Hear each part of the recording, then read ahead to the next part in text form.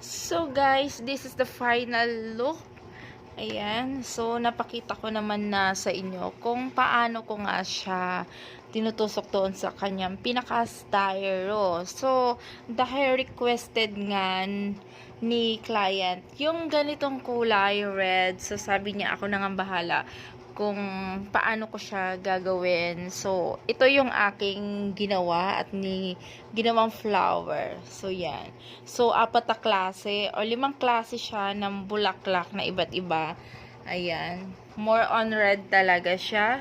Then, ang aking mga fillers, syempre, ayan, red din. Combination with a small daisy. Ayan. So, dito, napakita ko na rin sa inyo kung paano ko siya ginagawa.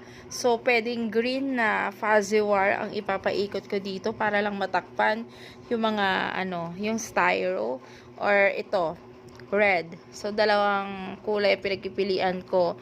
Since nung last na ang nilagay ko doon is kakulay din ng napili ni client. So, this time nga, ito naman, red na lang para mas okay din siyang tingnan. Ayan. So, pair na pair talaga siya. O, diba? So, ready na to for wrapping. Ayan. After ko maglagay dito ng fuzzy wire na red sa pinakababa niya, is naka-ready na rin ang aking flower wrap para dito sa aking bouquet.